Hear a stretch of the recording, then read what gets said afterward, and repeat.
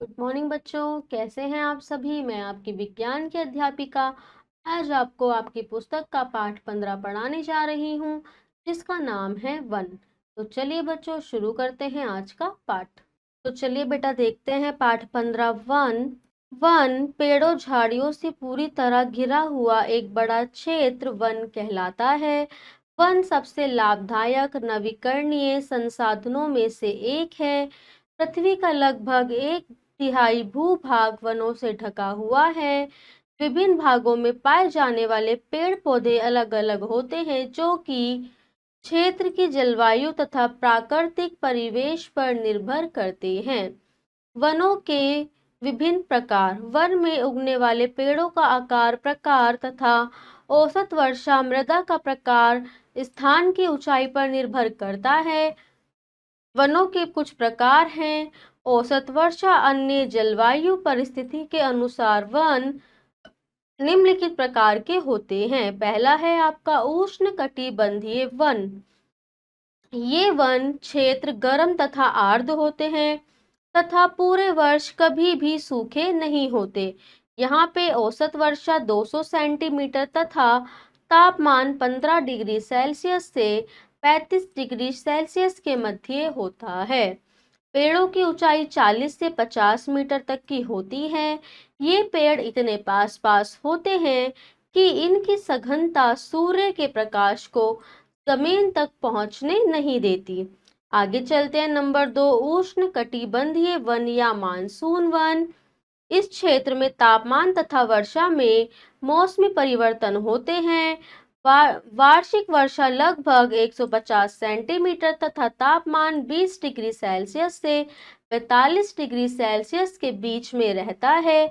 यहाँ निश्चित है मौसम सूखा रहता है तथा पेड़ अपनी पत्तियों को गिराते हैं। आगे चलते हैं। समशीतोष्ण कटिबंधीय वन। इन वनों में कठोर लकड़ी तथा नर्म लकड़ी के मिश्रित पेड़ उगते हैं, जैसे कि ओक, पाइन, यूकेलिप्टस आदि। ये पेड़ की जो कीमत होती है अधिक मात्रा में होती है। वार्षिक वर्षा लगभग 75 सेंटीमीटर तथा तापमान प्रसार 20 डिग्री सेल्सियस से 40 डिग्री सेल्सियस के बीच होता है। फिर है आपका शंकुधारी वन। इन वनों में एक बड़े क्षेत्र में एक ही प्रजाति के पेड़ होते हैं। ये पेड़ सीधे तथा लंबे होते हैं और इनकी पत्तियां सुई के समान होती हैं, जैसे कि चीड़, भोजपत्र, देवदार जैसे पेड़ उगना यहाँ सामान्य है। वनों की उपयोगिता। वन हमारे लिए किस प्रकार उपयोगी है? तो वन वायुमंडल को प्रदूषित वायु को शुद्ध करते हैं।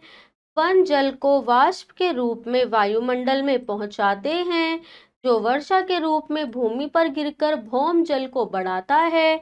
वन मृदा की उर्वरता को बनाए रखते हैं। वन में उगे वृक्षों की जड़ें वहां की मृदा को वर्षा के जल के साथ बहने की गति को कम कर देते हैं तथा मृदा अपरदन को रोकते हैं। वन विभिन्न प्रकार के पौधों एवं जंतुओं को आवास प्रदान करते हैं। वन मनुष्य को लकड़ी, बांस, रबड़, गोंद, लाख, दवाइयाँ, फल, औषधीय पौधे आदि अनेक बहुउपयोगी पदार्थ प्रदान करते हैं। एसिटिक अम्ल, ग्लिसरीन तथा मेथिल अल्कोहल जैसे अनेक रसायन भी वनों से प्राप्त होते हैं। वन वर्षा की मात्रा को नियंत्रित करके जलवायु को नियंत्रित करते हैं। आगे देखते हैं पौधों तथा जंतुओं की परस्पर निर्भरता। तो वन प्रकृति में संतुलन बनाए रखने का कार्य करते हैं। इस संतुलित वातावरण में सभी जीव, पेड़ पौधे तथा जंतु अंतःक्रिया करते हैं, जो कि एक दूसरे से परस्पर निर्भर होते हैं। पौधे जंतुओं पर निम्नलिखित प्रकार से निर्भर हैं। आइए देखते हैं कैसे। पौधों पर जंतुओं की अंतः निर्भरता। ऑक्सीजन के लिए पौधे पर्यावरण में ऑक्सीजन व कार्बन डाइऑक्साइड के गैसों का संतुलन बनाए रखते हैं। इसलिए ऐसा होता है कि क्योंकि पौधे क्रमशः प्रकाश संश्लेषण की क्रिया द्वारा दिन में ऑक्सीजन मुक्त करते हैं तथा कार्बन डाइऑक्साइड को ग्रहण करते हैं, जिसके कारण पौधे वायु को शुद्ध एवं वायु प्रदूषण को भी रोकते हैं। आइए चलते हैं भोजन के लिए।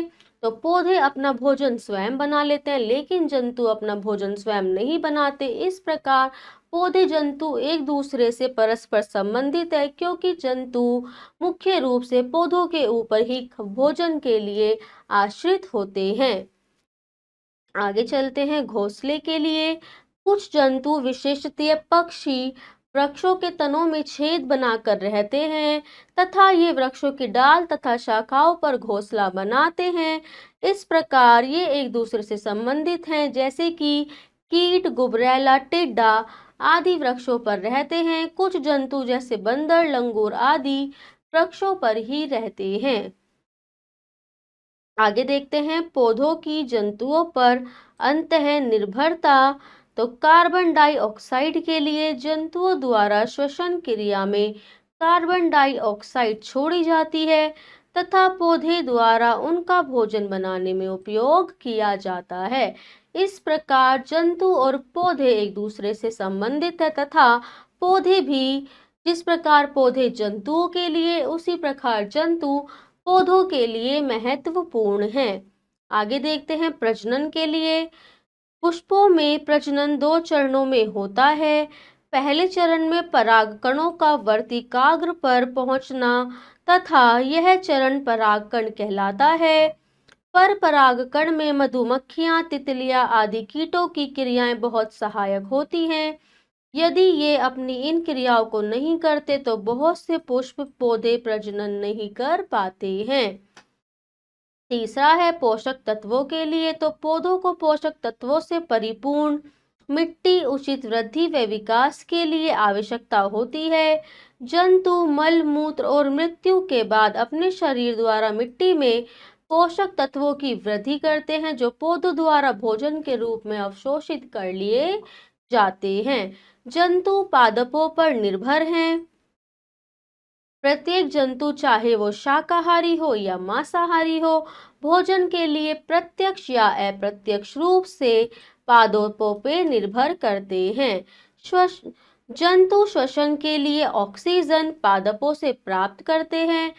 पेड़, पक्षियां, गिलहरी, छिपकली आदि के लिए आवास भी प्रदान करते हैं। आइए देखते हैं वायु का शुद्धिकरण। हरे पेड़ पौधे भोजन बनाने के लिए वायुमंडल की कार्बन डाइऑक्साइड, मृदा के जल तथा सूर्य के प्रकाश की ऊर्जा का उपयोग करते हैं, जिसको प्रकाश संश्लेषण भी कहते हैं। प्रकाश संश्लेषण में पौधे जल के अणुओं को हाइड्रोजन तथा ऑक्सीजन में तोड़ देते हैं। पौधे से ऑक्सीजन वातावरण में चली जाती है। पौधों तथा जंतुओं के बीच यह विनिमय वायु के शुद्धिकरण की एक कुंजी है, जिसमें पौधे प्राणदायक गैस ऑक्सीजन को मुक्त करते हैं और ये विनिमय ऑक्सीजन कार्बन डाइऑक्साइड चक्र भी कहलाता है। इसलिए वनों को हरे फेफड़े भी कहा जाता है। आगे देखते हैं। ये देखिए, यहाँ पे आप देख रहे हैं कि प्रकाश संश्लेषण की क्रिया के द्वारा तथा वायु का शुद्धिकरण यहाँ पे हो रहा है। वन का विनाश, पेड़ पौधे तथा जंतुओं का प्रत्येक समुदाय ऐसे उत्पादों पर जीवित रहता है जो प्राकृतिक चक्रों द्वारा लगातार बनते रहते हैं। मनुष्य द्वारा अत्यधिक दुरुपयोग के कारण वनों ने अपने आप को बनाए रखने की क्षमता को खो दिया है।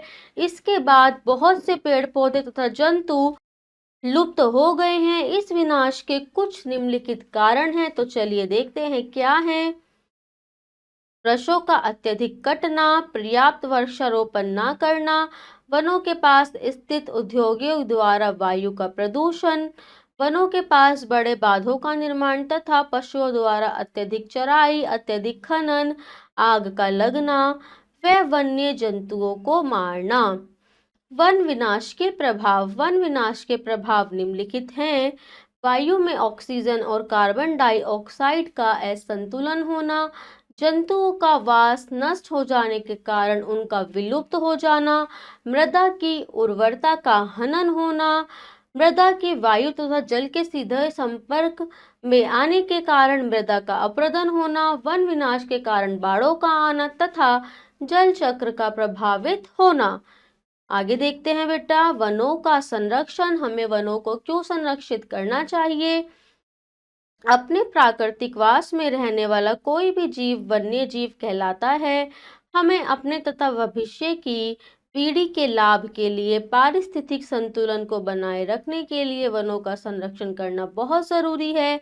वनों के संरक्षण के लिए कुछ निम्नलिखित उपाय हैं जिन्हें करके हम वनों को बचा सकते हैं, जैसे कि वनों के अत्यधिक कटान पर रोक लगानी चाहिए। किसी कारणवश कुछ वृक्ष काटने भी पड़े तो उतने ही वृक्ष दूसरी जगह लगाए जाने चाहिए। वनों में अपने आप लगने वाली अग्नि को नियंत्रित करने के उपाय करने चाहिए। देश में 1/3 भाग पर वन लगाने के लिए सतत वनारोपण कार्यक्रम चलाने चाहिए। सरकार को पेड़ पौधों की महत्वता संबंधी जागरूक कार्यक्रम चलाने चाहिए। वन्य जीवों तथा जंतुओं के बचाव के लिए अधिक राष्ट्रीय उद्यान बनाए जाने चाहिए। पशुओं द्वारा होने वाले अतिचारण को भी रोकना चाहिए।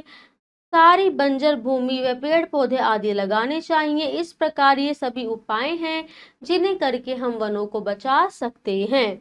आगे देखते हैं बेटा स्मरणीय तथ्य। वन पेड़ पौधों से घिरा बड़ा क्षेत्र होता है। पृथ्वी का लगभग 1/3 भूभाग वनों से ढका हुआ है। शंकुधारी वन में पेड़ लंबे तथा सीधे होते हैं। वन वर्षा को नियंत्रित करते हैं तथा प्रकृति का संतुलन बनाए रखते हैं। वन पर्यावरण में ऑक्सीजन एवं कार्बन डाइऑक्साइड गैसों की मात्रा को संतुलित रखते हैं। पौधे अपना भोजन स्वयं बना लेते हैं। पुष्पों में प्रजनन 2 चरणों में होता है। जंतु श्वसन के लिए ऑक्सीजन पादपों से प्राप्त करते हैं। वन मृदा की उर्वरता को बनाए रखते हैं तथा वन हमें जलने वाली तथा इमारती लकड़ी के साथ साथ विभिन्न प्रकार के रसायन, औषधि व खाद्य पदार्थ भी प्रदान कराते हैं। पेड़ों का कटान मानव जाति के लिए नुकसानदायक है। वनों के अंधाधुंध कटान से जल चक्र प्रभावित होता है तथा वनों को संरक्षण करने के लिए वन कानून का सख्ती से पालन होना चाहिए। प्रतिवर्ष वन महोत्सव दिवस मनाकर इसके महत्व को बताना चाहिए।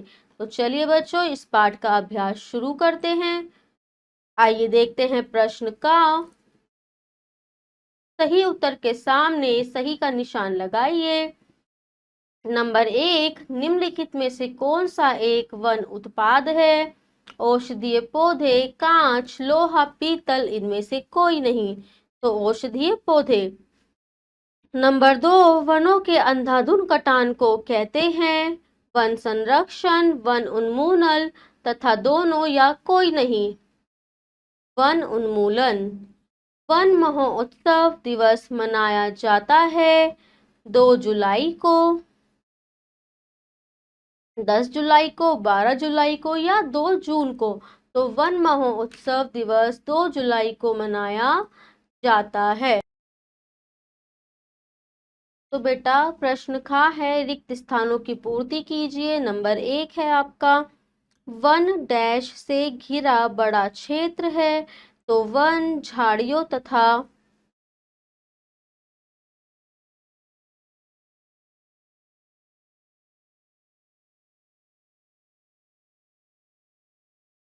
पेड़ों से घिरा बड़ा क्षेत्र है।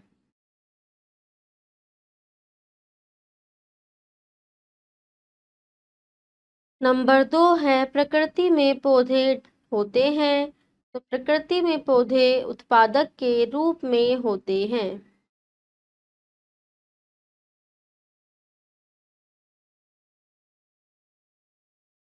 जंतुओं द्वारा श्वसन में डैश मुक्त होती है। तो जंतुओं द्वारा श्वसन करने में कौन सी गैस मुक्त होती है?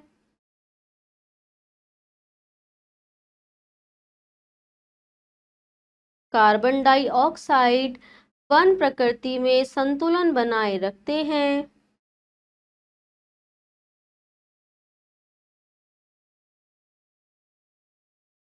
सरकार को पौधों की महत्वता संबंधी जागरूक कार्यक्रम चलाने चाहिए।